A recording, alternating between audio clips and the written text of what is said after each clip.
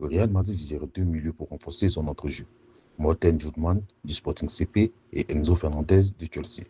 Mourinho veut Judman qui vaut environ 50 millions d'euros pour son agressivité défensive et sa stabilité. Enzo Fernandez plaît pour son talent, sa capacité à contrôler le jeu et surtout son désir de vivre à Madrid. Mais son prix est énorme et son contrat court jusqu'en 2032. Le choix entre les deux pourrait définir le prochain mercato madrilène. Moi, je prends tout de suite Ousmane sans hésiter.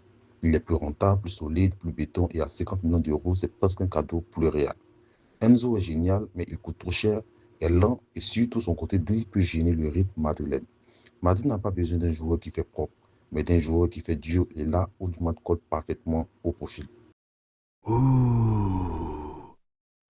Le Real Madrid a saisi l'UEFA pour demander le retrait des titres du FC Barcelone gagnés entre la période allant de 2001 et 2018, pendant la période de l'affaire Negreira. Le club madrilène réclame donc 23 trophées à retirer du palmarès officiel des Catalans, dont 9 Ligas, 6 Coupes du Roi et 8 Supercoupes. Il veut aussi des sanctions sportives jusqu'à une exclusion si possible des compétitions européennes. L'UEFA a donc ouvert une enquête, mais aucune décision n'est encore prise. Là, c'est du clash total, du foot à la guerre. Le Real veut carrément effacer 17 ans d'histoire du Barcelone.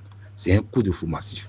Mais attention, si le Barça n'est pas coupable, ça va être un gros désastre. L'UEFA peut tout bloquer, car retirer des titres après tant d'années, c'est énorme. Clarté, justice et surtout pas de vengeance. Le Real Madrid aimerait recruter Michael Olise et Josko Vardiol.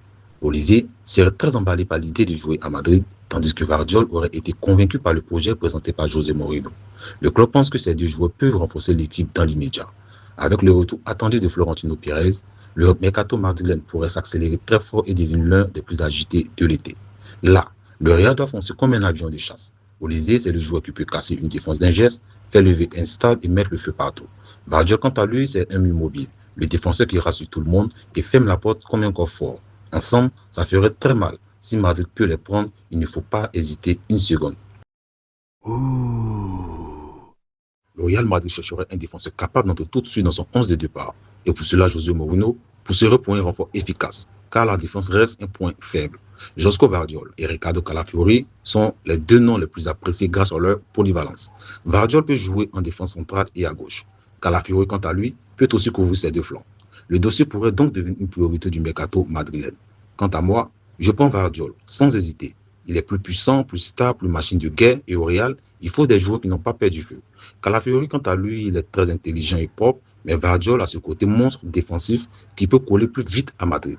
Si le Real veut frapper fort, il va falloir alors viser le plus grand impact immédiat. Là, c'est Vardiol. Oui, nous parlons très bien de Josko Vardiol. C'est du très lourd. Le Real Madrid s'intéresserait de près à Julián Álvarez de l'Atlético de Madrid et a pris des informations le concernant. L'Argentin plaît beaucoup pour son efficacité, sa mobilité et sa capacité à jouer dans plusieurs rôles offensifs. L'Atlético de Madrid pourrait accepter une vente si et seulement si une offre de 150 millions d'euros arrivait sur sa table. Le dossier avance donc, mais il reste compliqué car le joueur est très important et son prix est énorme. Franchement, là c'est du lourd. Julián Álvarez, c'est un attaquant qui coupe partout, qui presse, qui marque, qui gêne tout le monde. Un vrai poison pour les défenses adverses. Pour le Real, ce serait un coup monstrueux, presque une déclaration de guerre au marché. Mais 150 millions, c'est un prix de fou furieux. À ce tarif, il faut un joueur qui change tout. Et lui, il peut le faire. Le Real Madrid suit Enzo Fernandez depuis plusieurs semaines et l'intérêt semble réciproque. Le milieu argentin, aujourd'hui à Chelsea, plaît pour sa qualité de passe, son activité et sa capacité à organiser le jeu. Certains médias le présentent comme une option sérieuse pour renforcer le milieu madrilène. Mais Chelsea le considère comme un joueur clé et son prix reste très élevé, ce qui complique fortement le dossier. Franchement, oui, Enzo peut aider le Real, mais ce n'est pas forcément le milieu parfait. Il est fort pour faire jouer l'équipe, casser les lignes et donner du rythme. Donc il apporte du talent pur.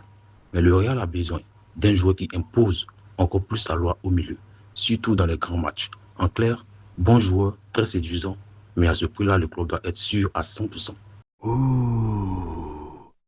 Allez, donc on se dit à très bientôt pour une autre actualité du Real de Madrid. N'hésitez pas à vous abonner pour ne rien rater.